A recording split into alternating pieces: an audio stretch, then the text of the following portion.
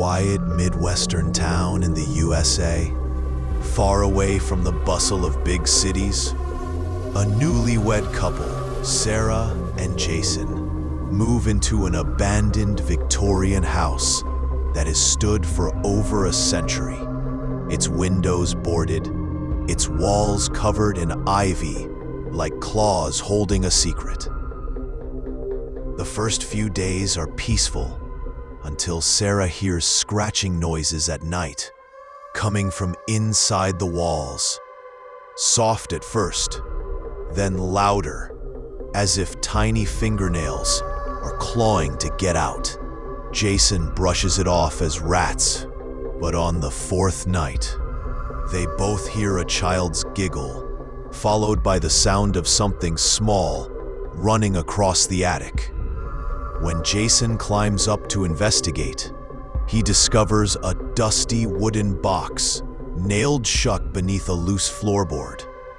Inside lies a porcelain doll with grotesquely wide eyes, a stretched, bloody smile, and hair so filthy it looks like it has been soaked in mud for decades. The moment they touch it, a foul smell of decay fills the room, and they both swear they hear a faint voice whispering, "Play with me," right in their ears. From that night onward, the terror begins. The doll starts appearing in different places, sometimes sitting in the kitchen chair with its head turned toward them, sometimes standing in the middle of their bedroom at night. They try to lock it in a closet, but every morning it is back in a new position. Jason wakes up one night to find bloody fingerprints smeared across the walls, spelling Momo.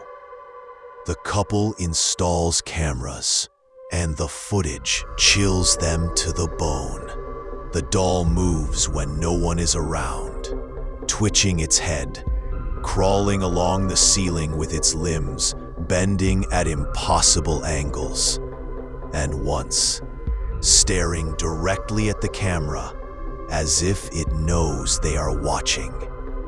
They hear faint lullabies playing on their old record player, even though it's unplugged. One stormy night, Sarah finds trails of blood leading down into the basement. When they follow them, they find dolls hanging from the ceiling by rusty wires, their glass eyes replaced with human ones that blink. At the far end, the Momo doll sits in front of a broken mirror, rocking slowly, and when Jason approaches, the doll's reflection smiles wider than its real face, revealing rows of sharp, needle-like teeth. Suddenly, the lights flicker, and dozens of tiny hands grab Jason from under the floorboards, scratching his legs until they bleed. They barely escape, slamming the basement door shut, but find the house is changing. Walls shifting, hallways stretching, and blood dripping from the ceiling, as if the house itself is alive.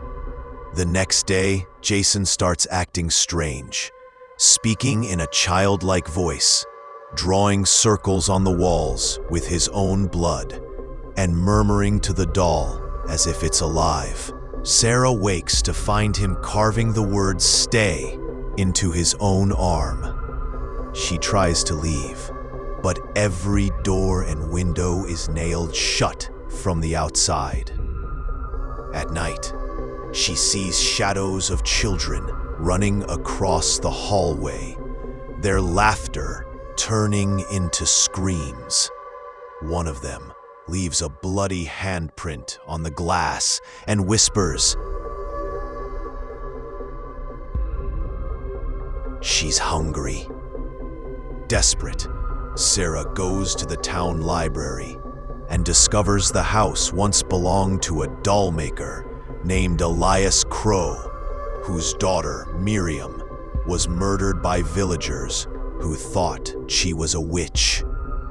In grief, Elias sealed her spirit inside a doll, using dark rituals so she could live forever.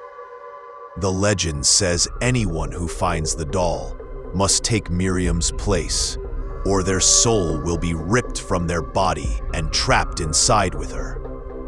When Sarah returns home, Jason is gone. She finds bloody footprints leading to the attic, where Jason is standing motionless, holding the doll. His eyes are completely white, blood running from his mouth. In a distorted voice, he says, "It's your turn." The attic door slams shut behind her, and hundreds of dolls begin falling from the ceiling, their faces cracking open to reveal sharp, bloody jaws. One by one, they crawl toward her. Sarah grabs a hammer and smashes the Momo doll, but instead of shattering, it bleeds, thick black blood spraying across the floor as if the doll were alive. The entire house shakes, lights exploding, walls bleeding faster. Jason lunges at Sarah, his mouth open wide, screaming like a child. She manages to grab the doll and set it on fire. This time, it burns, letting out a deafening scream that sounds like a little girl. Jason collapses to the floor, lifeless. But as Sarah runs down the stairs to escape, the front door opens by itself, and outside, the entire street is empty. Every house abandoned, every window filled with dolls staring at her. She runs, but the street seems to stretch on forever. The final scene is her phone dropping to the ground, recording as dozens of dolls crawl out of the shadows, surround her, and drag her screaming into the darkness. The last shot is of Momo's charred face staring into the camera, its lips twitching into a grin as it whispers, "Forever mine." Then everything cuts to black, leaving viewers with the sickening impression that Sarah is now part of the doll, her soul trapped, waiting for the next unlucky person to move into the house.